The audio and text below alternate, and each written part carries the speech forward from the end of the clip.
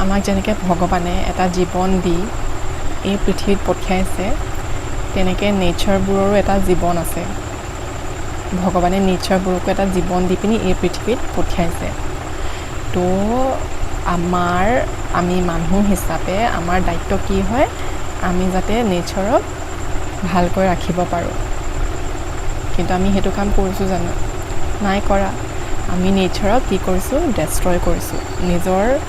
shellfish নিডছৰ কাৰণে হয়নে নহয় তো নেচাৰো ইন ৰিটাৰ্ণ আমাক কৰ্মা দিবই যেনেকৈ এতিয়া প্ৰেজেণ্ট আমাৰ ফ্লাড হৈছে ফ্লাড কিহৰ কাৰণে হৈছে কিছুমান মানুহে নিজৰ সেলফিশ ৰিজনৰ কাৰণেতো কিছুমান কাম কৰিছে যোনটো নেকি আমাৰ অসমত ফ্লাড হৈছে হয়নে নহয় তো ভাবিবা সদায় নিজৰ সেলফিশ ৰিজনৰ কাৰণে সেলফিশ নিডছৰ কাৰণে নেচাৰক ডেষ্ট্ৰয় নকৰিবা